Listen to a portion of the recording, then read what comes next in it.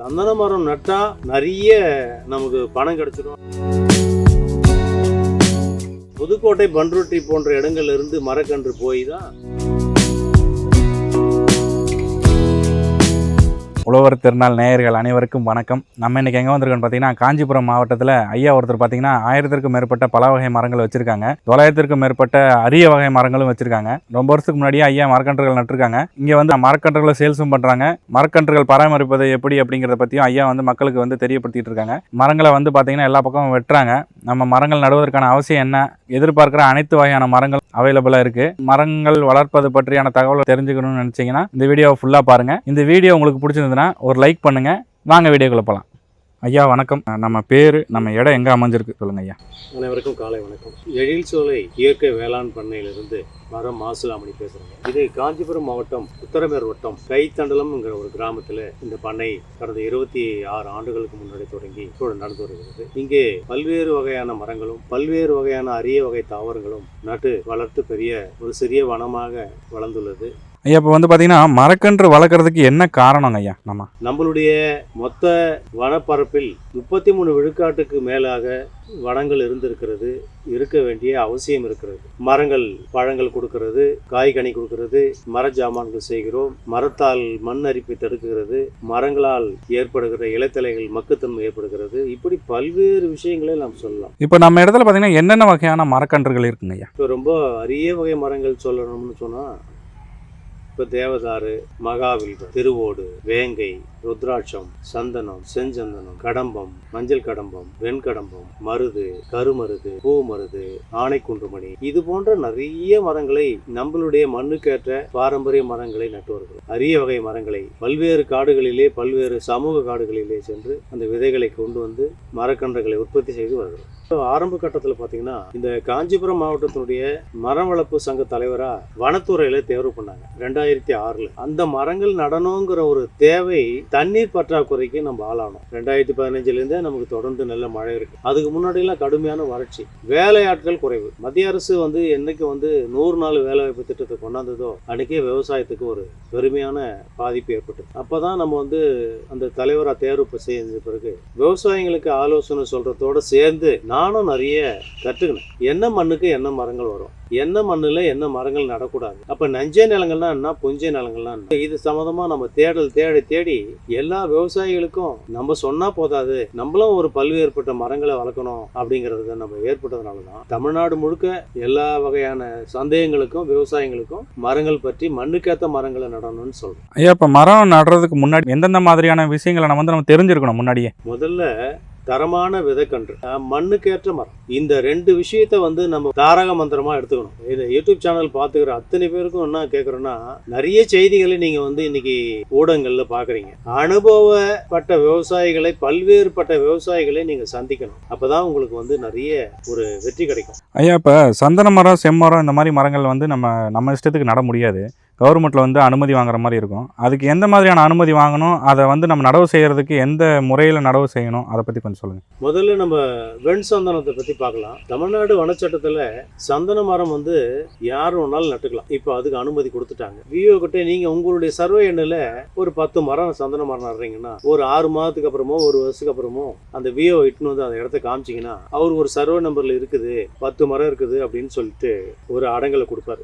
அதுதான் ஒரு 25 ஆண்டுக்கு பிறகு கூட அறுவடை நேரத்துல அந்த ஒரு சான்று தான் முக்கியமானதா இருக்கும். சந்தன மரங்கள் நடுவதற்கு உகந்த மண் செம்மண் கலந்து சரளை, மேட்டு காணியான நிலம், ஈரப்பதம் அதிகமா இருக்கிற இடத்துல அவங்க வர மாட்டாங்க. சந்தன மரம் நட்டா நிறைய நமக்கு பணம் கிடைச்சிடும் அப்படின்னு இன்னைக்கு நம்ம நிறைய செய்திகள் கேட்டுட்டு இருக்கோம். 2 சந்தன மரம் நட்டுட்டு பல வகைப்பட்ட மரங்கள் நடும்போது உங்களுக்கு ஒரு நல்ல பயன் கிடைக்கும். ஒரு அரசோட உத்தரவோட ஒரு மரத்தை விற்பனை பண்றதுக்கும், நீங்களா நேரடியாக விற்பனை பண்றதுக்கும் பல வகைப்பட்ட மரங்களை நீங்க நடணும். ஒவ்வொருத்தரும் மரங்கள் நடும்போது ஒரு பறவைகள் சாப்பிடக்கூடிய பழமரங்களை நடணும். அப்பதான் அது ஒரு குறுங்காடா மாறுங்கிறது நம்ம தொடர்ந்து வலியுறுத்தி. சந்தன மரம், செம்மரம் இதெல்லாம் பார்த்தீங்கன்னா நம்ம தமிழ்நாட்டில் நல்ல வளமான கன்றுகள் கிடைக்கல. அது கர்நாடகா அந்த மாதிரியான பகுதிகளில் தான் நல்ல வளமான கன்று கிடைக்குதுன்னு சொல்கிறாங்க. நம்மள்ட்ட அந்த கன்று வளமான கன்று கிடைக்குமா, இல்லை அப்படி நீங்கள் வாங்குற மாதிரி இருந்தால் வெளியில் எங்கே வாங்க முடியும்? ஆந்திரா போன்ற காடுகள்ல தான் வந்து நிறைய மரங்கள் எடுக்கிறாங்க. தமிழ்நாட்டுல குறைஞ்சபட்சம் 2500 ஹெக்டேருக்கு மேல மரங்கள் இருக்குது. ஆனா ஏன் ஆந்திரா போன்ற காடுகள்ல, சித்தூர் போன்ற பகுதிகள் இருக்கிற மரங்களை எடுக்கிறாங்கன்னா, அங்கதான் ஹார்ட்வுட் கார்பனுடைய அடர்த்தி அதிகமாக இருப்பதனால அந்த மரத்தை தான் வேணும்னு விரும்பி வாங்குறாங்க. அந்த மரம் வந்து எல்லா இடத்துலயும் வரும். ஆனா அந்த ரெட்வுட் எவ்வளவு கவர் ஆகுதுங்கிறது தான் முக்கியமான விஷயமா நம்ம பார்க்கிறோம்.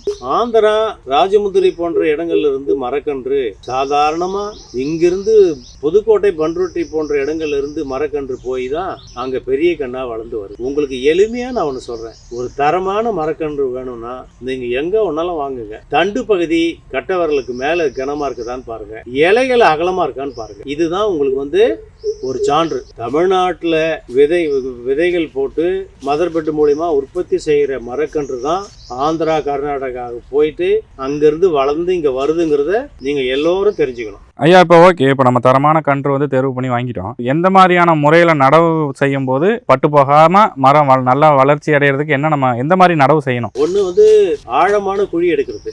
இந்த இலவசமா வர கண்ணு, இந்த ஓசியில வர கண்ணு எல்லாம் முதல்ல நிப்பாட்டிடுது. தரமான கண்ணு நடணும், நல்ல மண்ணுக்கேற்ற மரங்களை நடணும். ஒரு குழி எடுக்கும்போது குறைஞ்சபட்சம் 2க்கு 2 அந்த குழியை எடுத்துட்டு நீங்க நடும்போது நல்ல மக்கிய ஒரு தொழு உரங்கள் போட்டு அந்த செடி சாயாம இருக்கிறதுக்கு ஒரு பக்கவாட்டில் ஒரு குச்சியை நட்டு அதை நடும்போது நிறைய நீங்க எருவுகளை கீழே கொடுத்து நட்டீங்கன்னா எந்த மரமா இருந்தாலும் சரிங்க, மேல இருக்கிற மண்ணை, ஒரு அடி மண்ணை எடுத்து வச்சுக்கணும். அந்த மண்ணை மறுபடியும் குழியில் போட்டு நடும்போது உங்களுக்கு கோடை காலத்துல தண்ணி பற்றாக்குறை வந்தா கூட அந்த மரம் வளர்ந்துடும். ஒரு மரக்கன்று நட்டு ஒரு வருடம் நீங்க அதை பாதுகாத்துட்டீங்கன்னா 2வது வருடத்துல அது கோடையும் தாங்கும், மழையும் தாங்கும், காற்றையும் தாங்கும். தண்ணீர் இல்ல அதனால நான் மரம் நடல அப்படிங்கறத நம்ம முதல்ல தவிர்த்திடணும். ஏன்னா ஒரு 10க்கு 10 அப்படின்னு குறைஞ்சபட்ச இடைவெளியில இப்ப மரம் நடுறாங்க. அந்த 10க்கு 10 இடைவெளிங்கிறது 430 மரங்க. அப்ப என்ன மாதிரி மரங்கள் நம்ம நட போறோம் அப்படிங்கறது தேர்வு பண்ணணும். பெரிய மரங்கள், தடி மரங்கள் நடுறோம், வேங்கை நடுறோம், மகாகனி நடுறோம், பூவரசு நடுறோம், கருமருது, பூமருது, இந்த மாதிரி நல்ல பாரம்பரிய மரங்கள் நடணும்னா குறைஞ்சபட்சம் 4 மீட்டர் இடைவெளியில வைக்கணும். வேறு ஏதேனும் மரங்கள் நட்டா நீங்க 10க்கு 10 வச்சுக்கலாம். இந்த 4 மீட்டர் இடைவெளியில நீங்க நட்டுட்டு கீழே ஊடால இன்டர்கிராப் பண்ணணும். ஊடு பயிர் இல்லாம பண்ணும்போது இந்த மரங்களும் தானா வளரும், உள்ள இருக்கிற மண் களை இல்லாம வருங்கிறத உங்களுக்கு நான் பதிவு. இப்ப நம்ம இடத்துல பாத்தீங்கன்னா எத்தனை மரம் நடவு செஞ்சிருக்கோம்? இப்ப நம்ம காட்டுல எழில்சோலை இயற்கை வேளாண் பண்ணையில ஒரு 7-8 ஏக்கருக்கு மேல நம்ம காடு ஆயிருக்கு. வேலி ஓரம் மரங்கள் நிறைய வச்சு பார்டர் கிராப்பா வச்சு. அதனுடைய சிறப்பு என்னன்னா சூரிய ஒளியும் காற்றும் தான் மரங்களுக்கு மிகப்பெரிய ஒரு உணவா இருக்குங்கிறது தெரியும். அப்போ நம்ம காட்டுல பாத்தீங்கன்னா குறைஞ்சது ஒரு 4000க்கு மேற்பட்ட மரங்கள் இருக்குது. எப்படி இதுல 4000 மரங்கள் இருக்குது அப்படின்னு நீங்க பாத்தீங்கன்னா வேலி ஓரம் மரங்கள் இருக்கு. அது என்னன்னா ஒரு காற்று தடுப்பான், காற்றை தடுக்கக்கூடிய மரங்களா இருக்கும். 2வது ஊடால இருக்கிற மரங்களை விட வேலியோரம் இருக்கிற மரங்கள் பெருசா வளர்றதை நம்ம பார்க்கணும். அந்த அறிவியல நம்ம புரிஞ்சுக்கிட்டு வெயில் எங்கெல்லாம் படுதோ அங்கெல்லாம் மரங்கள் நல்லா வளருங்கிறத நம்ம தெரிஞ்சுக்கணும். இப்ப பாத்தீங்கன்னா மரம் வந்து ஃபர்ஸ்ட் உருவாக்குறதுக்கு விதை மூலமா உருவாக்குவாங்களா, இல்ல மரத்தை வெட்டி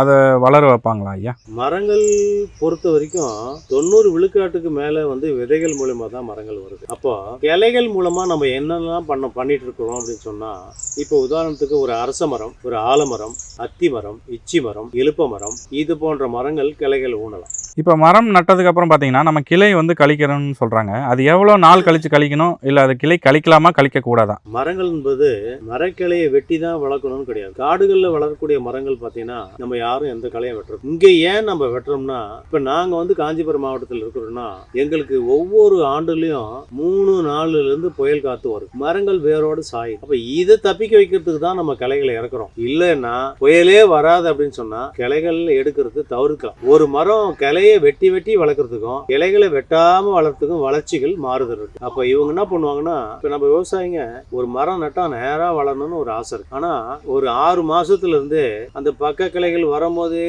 அதை எடுத்துட்டே இருப்பாங்க. அப்போ ஒரு மரத்துல ஒரு கிளையில 50 இலை இருக்குன்னா, 10 கிளை இருக்குன்னா 500 இலை ஆச்சு. அப்ப 500 இலை இருந்தாதான் உணவை சேகரிக்க முடியும். அதனாலதான் நம்ம என்ன சொல்றோம்னா, நடவு நட்ட குறைஞ்சபட்சம் 2 ஆண்டுகள் வரை அந்த கிளையை எதுவுமே கைய வைக்கும். நான் எனக்கு கற்ற அறிவை நான் சொல்றேன். ஐயா, இப்ப மரத்தை மரத்தில் பார்த்தீங்கன்னா இப்போ பூச்சி அந்த மாதிரி இதெல்லாம் அரிக்கிறது மூலமாக இலையெல்லாம் கருகுது, இலை ஓட்டை விழுவுது, குருத்தியே சாப்பிட்றதுக்கான பொருள்லாம் நிறைய இருக்குது. இப்போ நோய் என்னென்ன மாதிரியான நோய் வந்து மரத்துக்கு தாக்குங்க ஐயா? பூ மரங்கள், பழ மரங்கள், அதுக்கு அதிகப்படியாக இப்போ மாமரங்கள் போன்ற மரங்களுக்கு வந்து அதிகப்படியாக பூக்கள் நிற்கிறதுக்கு, காய்கள் நிற்கிறதுக்குலாம் இன்னைக்கு ரசாயன மருந்து போட்டுட்டு வராங்க. அதுலேயே இயற்கை வேளாண்மையில் நிறைய மருந்துகள் இருக்குது, அதையும் தெளிக்கலாம். பூச்சி அடித்து மரம் செத்து போச்சு அப்படிங்கிறத இப்போ இருக்கிற அறிவியல் வளர்ச்சியில் மனுஷன் கண்டுபிடிச்சது பேராபத்தாக நான் பார்க்குறேன். நம்ம மரத்தை வந்து விற்கும் போது இப்போ செம்மரம், சந்தன மரம் இந்த மாதிரிலாம் விற்கும் போது எவ்வளோ ஆண்டுகள் வந்து நம்ம வளர்க்கும் போது உள்ள அந்த சேவுன்றது அதிகமாக இருக்கும். அது எவ்வளோ ஆண்டுகள் கழித்து வெட்டி நம்ம சேல்ஸ் பண்ணும்போது நல்ல லாபம் கிடைக்கும். சவுக்கு, மலைவேம்பை தவிர மீதி மரங்கள் எல்லாமே 20 ஆண்டுகளுக்கு மேலே இருக்கணும். அவங்க வளரக்கூடிய வாழக்கூடிய இடங்கள் பொறுத்து இருக்குது. மண் சார்ந்து மரம் இருக்கும். அதில் வந்து பார்த்தீங்கன்னா 10 வருஷத்துக்குள்ளார இந்த மரத்தை வெட்டிடலாம் அப்படின்னு சொல்கிறாருன்னா அது வந்து நம்ம தான் தெளிவாக இருந்துக்கணும். இப்போ நம்ம காட்டில் பார்த்தீங்கன்னா 25 வருஷத்துக்கு மேலே இருக்கிற மரங்கள் 600-700 மரம் வச்சிருக்கு. அதுக்கு அடுத்தது பார்த்தீங்கன்னா அதுக்கு 20 வருஷத்து மரங்கள் பார்த்தீங்கன்னா அது ஒரு 2000 மரம் இருக்கு. இப்போ நம்ம மரம் வந்து வெட்டி விற்கும் போது பார்த்தீங்கன்னா நம்ம கவர்மெண்ட் மூலமாக தான் விற்கணுமா, இல்லை நம்ம தனியாகவும் விற்க முடியுங்களா? ஆனால் இங்கே என்ன நடக்குதுன்னா, வெளியிலிருந்து வணிகம் பண்ணக்கூடிய மரஜாமான் மரப்பட்டறைக்கு போயிடுறோம். அங்கே போய் தேவையான மரங்களை எடுத்துன்னு வந்துடுறோம். பல லட்சம் கோடி வெளிநாட்டுக்கு அந்த தொகை போகுது. அப்போ வெளி மாநிலத்திலிருந்து வந்திருக்கிற வியாபாரி அந்த வணிகத்தை பண்ணுறாங்க. இப்போ சந்தன மரம், செம்மரம் இதெல்லாம் வந்து பார்த்தீங்கன்னா என்ன விலைக்கு விற்கிதுங்க ஐயா கிலோ? இது வரைக்கும் நமக்கு தமிழ்நாடு வனச்சட்டத்தில் மரங்கள் எப்படி வாங்கலாம், எப்படி விற்கலாங்கிற ஒரு தெளிவே இன்னும் நமக்கு இல்லாமல் தான் இருக்குது. அப்போ அந்த மண் சார்ந்து சொல்லியிருக்கு இல்லையா? இப்போ சந்தன மரத்துக்கு பார்த்தீங்கன்னா நம்ம சத்தியமங்கலத்துலேருந்து திருப்பத்தூர் ஃபாரஸ்ட்டில் வந்து அந்த சத்தியமங்கலம் சுற்றி இருக்கிற கிழக்கு மலை தொடச்சி ஒட்டி இருக்கிற காடுகளில் தான் விலை சந்தனங்கள் இருந்திருக்கு. இப்போ வந்து ரொம்ப குறைவாக இருக்குது. அப்போ இது போன்ற மரங்களுடைய அந்த மருத்துவ குறிப்பீடோடு இருக்கிற மரங்களுக்கு தான் விலை அதிகமாக போகுது. இப்போதைக்கு நம்ம வந்து இவ்வளோ விலை விற்கிது அப்படிங்கிறத நம்மளால் சொல்ல முடியாது. ஐயா, இப்போ நம்ம சந்தன மரம், செம்மரத்தை வந்து நம்ம சொந்த பயன்பாட்டுக்கு நம்ம வீட்டுக்கே பயன்படுத்த முடியுமா? நம்ம வீட்டுக்கே பயன்படுத்த முடியாது, அனுமதி பெறாமல் பண்ண முடியாது. அதுக்கு வனத்துறையோட நம்ம மாவட்டத்தில் இருக்கிற அந்த டிஎஃப்ஓ அதிகாரியுடைய ஒப்புதல் இல்லாமல், அங்கே இருக்கிற வனச்சாரகருடைய அனுமதி இல்லாமல் நம்ம மரத்தை வெட்டக்கூட முடியாது. வெட்டினா நம்ம மேலே வழக்கு பதிவாங்க. அது வந்து ஏன் அப்படி பண்ணுறாங்கன்னா, இந்த பாதுகாக்கப்பட்ட மரம் பட்டியலில் 3 மரம் இருக்குது. சந்தன மரம் இருக்குது, சிகப்பு சந்தனம் இருக்குது, ரோஸ்வுட் இருக்குது. இந்த 3 மரமும் அழிய நிலையில் இருக்கிற மரங்கள் இவங்க சொன்னாங்க. ஆனால் கடந்த 10 வருஷமாக வனத்துறை தான் வந்து சந்தன மரத்தையும் கொடுத்து நட சொல்லுது, சிகப்பு சந்தனத்தையும் நட சொல்லுது, ரோஸ்வுட் மரத்தையும் நட சொல்லுது. அப்போ அதிலிருந்து தளர்த்தி இப்போ இவ்வளோ 2500 ஹெக்டருக்கு மேலே தனியார் காடுகளில் தமிழ்நாட்டிலேயே இருக்குன்னா இன்னும் முழுமையாக விற்பனை பண்ண முடியாமல் இருக்கிறாங்க.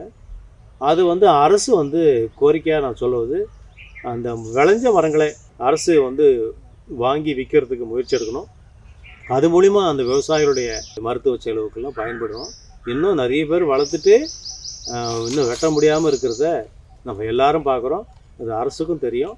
அது உடனடியாக நல்ல விளைஞ்ச மரங்களை புதுக்கோட்டை மாவட்டங்களில் போன்ற மாவட்டங்களில் இன்னும் அதிகமான 20-30 ஆண்டுகளுக்கு மேலே உள்ள மரங்கள் நிறைய இருக்கிறத நானே பார்த்துருக்கேன். இன்னும் நிறைய மரங்கள் எல்லாம் என்கிட்ட கேட்கும் போதெல்லாம் மரம் என்கிட்ட செம்மரம் இருக்குது, வெட்டலாம், யார் இருக்காங்க அப்படின்னா எங்கே போனாலும் நமக்கு சுற்றி வரோம். ஆனால் அதுக்கு உண்டான முழுசான ஒரு தெளிவான ஒரு விற்பனை வாய்ப்பு இல்லாமல் இருக்கிறத தெளிவுபடுத்தணும்னு மத்திய மாநில அரசு கேட்டது. இப்போ அதை கவர்மெண்ட்டில் நம்ம அனுமதி வாங்கிட்டு கவர்மெண்ட்டே வந்து வெட்டி எடுத்துகிட்டு போகிறாங்களே, ஏன் அந்த மாதிரி விற்க முடியாதுங்களா? இல்லை, அதுதான், அது அரசாங்கமே வாங்க முடியாது இல்லையா? அரசாங்கம் வந்து அனுமதி கொடுக்கும். அதை வாங்கிறதுக்கு வந்து வெளிநாடுகளுக்கு ஏற்றுமதி ஆகிற மரங்களுடைய அந்த சம்மந்தப்பட்ட நபர்கள், இங்கே தமிழ்நாட்டில் இருக்கிற வியாபாரிகள் எல்லாரையும் அரசு ஒருங்கிணைச்சி விவசாயிங்கிட்ட இருந்து வாங்கி விற்பனை செஞ்சு அவருக்கு அந்த பொருளாதாரத்தை கொடுக்கறதுக்கு முயற்சி எடுக்கணும். மரங்கள் நடும்போது கலந்து மரங்கள் நட சொல்கிறதுக்கு காரணமே இதான். ஒரு மரம் நல்லா விற்கும், நல்ல விலைக்கு விற்றுடும் அப்படின்னு சொல்லி இந்த கற்பனையிலேயே நம்ம மரங்கள் நடுறத விட, நம்ம வீட்டுக்காரர், நம்ம வீட்டில் இருக்கிறவங்க, பக்கத்து தெருக்காரங்க ஒரு மரத்தை நம்மக்கிட்டேருந்து வாங்கி அவரும் வீடு கட்டுவாருன்னு தெரிஞ்ச மரத்தை நட்டா நல்லது. அந்த மரங்கள் குறைச்சி பொதுவாக இருக்கிற மரங்களில் நம்மளுடைய நாட்டு மரங்களை நடவு செய்கிறது தான் நல்லது. அதனால் ஒரு பொருளை வந்து நம்ம வச்சுட்டு இருக்கிறோம், அது பொருளை விற்கவே முடியாது அப்படிங்கிற பொருள் நமக்கு இருந்து என்ன லாபங்கிறது தான் என்னோட கருத்து. இப்போ வந்து பார்த்திங்கன்னா நம்ம இடம் பார்த்திங்கன்னா சும்மா நார்மலாக கொஞ்சம் மரம் நட்டுருக்க மாதிரி இல்லை, ஒரு குறுங்காடு மாதிரி இருக்குது. இவ்வளோ மரங்கள் வந்து ஒரே இடத்துல இருக்கிறதுனால என்ன பயன் நினைக்கிறீங்க ஐயா? இங்கே தேனீக்கள் நிறைய இருக்குது, பறவைகள் நிறைய தங்கி இருக்குது. பறவைகளும் இந்த மாதிரி உயிரினங்களும் பூச்சிகளும் கரையான எறும்புகளும் தான் விவசாயிகளுக்கு பெரிய நண்பனாக இருக்கிறத நம்ம பார்க்குறோம். அது மற்றவங்களுக்கு தெரியுதா இல்லையா, எனக்கு தெரியுது. அதனால் இயற்கைக்கு வந்து மரங்களுடைய பங்கு மிகப்பெரிய பங்கு. அதை குறிப்பாக சொல்லணும்னா இன்றைக்கி வந்து ஒரு உயிரினங்களை தங்கக்கூடிய ஒரு காடுகள் இருக்கு இல்லையா, அதுதான் இன்றைக்கி மனிதன் வாழ்ந்துட்டு இருக்கிறதுக்கு ஒரு மிகப்பெரிய ஒரு ஆயுதமாக நான் பார்க்குறேன். ஐயா, இப்போ மற்ற விவசாயம் செய்யும்போது பார்த்தீங்கன்னா நமக்கு 3 மாதத்துலேருந்து 4 மாதம் அந்த டைமில் வந்து பார்த்திங்கன்னா நமக்கு கையில் செலவுக்கோ இல்லை நமக்கு ஒரு வருமானம் மாதிரி இருக்கும். நம்ம இந்த மாதிரி மரங்கள் நடவு செய்கிறது மூலமாக பார்த்தீங்கன்னா ஒரு 20 வருஷத்துக்கு மேலே தான் வெட்டினா நல்லாயிருக்குன்னு சொல்கிறீங்க. இந்த மாதிரியான ஒரு வருமானம் உங்களுக்கு இருக்குது டெய்லி? இப்போ என்னை பொறுத்த வரைக்கும் நான் என்ன பண்ணுறேன்னா, இங்கே மரக்கன்றுகள் உற்பத்தி பண்ணுறேன். தனியார் நிலங்களில் மரங்கள் நட்டு கொடுக்குறோம். அது ஒரு தோட்டம், என்னுடைய தோட்டத்தில் வேலை செய்கிற பணியாளர்களுக்கு அது ஒரு முக்கியமான விஷயமா பார்க்குறேன். இப்போ என்னென்ன மாதிரியான மரக்கன்றுகள் பார்த்தீங்கன்னா என்னென்ன விலையில் நம்ம கொடுக்குறோம், நம்மளே நடவு செஞ்சு கொடுக்குறோன்னு சொல்கிறீங்க. அது எப்படி, எவ்வளோ தூரத்துக்குள்ளே இருந்தால் நம்ம நடவு செஞ்சு கொடுக்குறோங்க ஐயா? ஏறக்குறைய தமிழ்நாடு முழுக்க நம்ம பெரும் அளவில் இடம் இருந்ததுன்னா நம்மளே வந்து பண்ணி கொடுக்கலாம். அந்த மண்ணை போய் நம்ம பார்க்குறோம், பார்த்துட்டு தேவையான அளவுக்கு மண் என்ன மரம் நடலாங்கிறது ஆய்வு பண்ணி அந்த இடத்துல நம்ம அந்த மரத்தை நட்டும் கொடுக்குறோம். அதுக்கு தேவையான அவங்க விருப்பப்படுற பழமரங்கள், தடி மரங்கள் அப்படின்னு ஒரு வடிவமைச்சு நம்மளே குழி எடுத்து அதுக்கு தேவையான மிஷினரிலாம் வச்சுருக்கோம். எல்லாத்தையும் எடுத்து போய் நம்ம நாற்றங்கால் பண்ணையிலேருந்து எடுத்து போய் நட்டு கொடுக்குறோம். குறிப்பாக அங்கே போய் அவங்க எதை நடணும்னு சொன்னாலும் எதை நடக்கூடாதுங்கிறத நம்ம தான் முடிவு பண்ணுறோம். அதுக்கு தேவையானது மண், அந்த மண்ணுக்கேற்ற மரங்கள் நடணுங்கிறத நம்ம அறிவுறுத்துறோம். இப்போது எல்லா வகையான மரக்கன்றுமே ஒரே விலை தானுங்களா, இல்லை அதுக்கு விலை மாறுபாடு இருக்குங்களா? இப்போ பழமரங்கள் ஒரு விலையும் தடி மரங்கள் ஒரு விலையும், வயது வளர்ந்த மரங்கள் 2 ஆண்டுகளுக்கு மேலே உள்ள மரங்களுடைய விலைகள் மாறும், சின்ன சின்ன கண்ணுகளுடைய விலைகள் மாறும். தரமான கண்ணை கொடுக்குறோம், நல்ல விதையிலேருந்து தேர்வு பண்ணி கொடுக்குறோம். ஆரம்பத்தில் என்ன விலை, அதிகபட்சமாக என்ன விலைங்க ஐயா? நம்மக்கிட்ட 40 ரூபாயிலேருந்து 250 ரூபா வரைக்கும் இருக்குது. நம்மள்ட்ட பூச்செடி அங்கே இருக்குது போல், அந்த லாஸ்ட்டில் பூச்செடிலாம் இருக்குது. பூச்செடியும் நம்மள்ட்ட சேல்ஸ் இருக்குங்களா? சுப நிகழ்ச்சிகளுக்கு வந்து இப்போ நிறைய மக்கள் வந்து ஒரு விழிப்புணர்வு வந்திருக்கு. அவங்க வந்து இந்த தாம்பூலத்துக்கு பதிலாக மரக்கன்று கொடுக்குறத தொடர்ந்து ஒரு 10 வருஷமாக நல்லா இருக்குது. இப்போ 2-3 வருஷமாக எல்லா வீட்லேயும் நடக்கக்கூடிய திருமணங்களில் மரக்கன்று கொடுக்குறாங்க. அது வந்து ஒரு நல்ல விழிப்புணர்வாக பார்க்குறோம். அதுக்கு தேவையான மரக்கன்றுகளை நம்ம கொடுக்குறோம். இந்த பகுதியில் வாழக்கூடிய விவசாயிகள் ஒரு சுப நிகழ்ச்சிக்கு அதை வந்து வாங்கிட்டு போகிறாங்க. இப்போ ஒரு நேரத்தில் வந்து நம்ம மரக்கன்றுகள் எவ்வளோ மரக்கன்று வரைக்கும் நம்ம கொடுக்க முடியுங்க ஐயா? எவ்வளோ மரக்கன்று வேணாலும் கொடுக்கலாம், எவ்வளோ கேட்டாலும் கொடுக்க முடியும், எவ்வளோ வேணாலும் கொடுக்கலாம். இப்போ இந்த குறுங்காடு உருவாக்குறதுக்கு முன்னாடி வந்து பார்த்தீங்கன்னா நீங்கள் எதை பற்றிலாம் தெரிஞ்சுக்கிட்டீங்க இது உருவாக்குறதுக்கு முன்னாடி?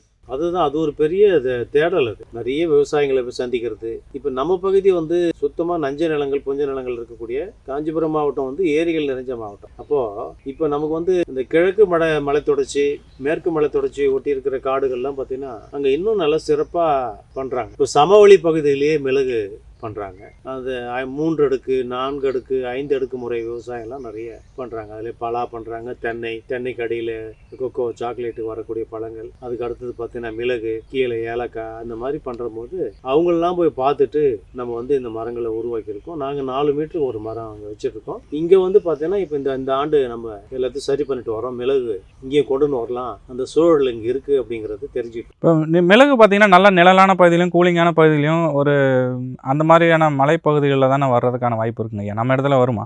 இல்லை, நம்ம இடத்துல மட்டும் இல்லை, புதுக்கோட்டை போன்ற தரவழி பக்கத்திலேயே வந்து கொண்டாண்டாங்க. நல்ல காரமான மிளகு, நல்ல கொடி மிளகு நல்லா சாகுபடி பண்ணிட்டு இருக்காங்க. அனுபவ விவசாயிங்கள்ட்ட பேசும்போது தான் தெரியுது அது வந்து மலையில தான் வருங்கிறது. இப்போ நம்ம விவசாயிங்க வந்து சமவெளி பகுதியிலையும் மிளகுக்கு வந்து நிழலும் வேணும், வெயிலும் வேணும். இந்த 2 சீதோஷ்ண நிலை இருந்ததுன்னா மிளகு வந்து நல்ல லாபமாக பார்க்கலாம். இப்போ நம்ம இடத்த வந்து பார்க்கணும்னு நினைக்கிறாங்க மக்கள் அப்படிங்கிற பட்சத்தில் இங்கே வரும்போது அவங்களுக்கு எந்த மாதிரியான ஒரு அனுபவம் இங்கே கிடைக்குங்க ஐயா? இங்கே நிறைய 25 ஆண்டுகளுக்கு மேலே உள்ள மரங்கள் இருக்குது, பழமரங்கள் இருக்குது.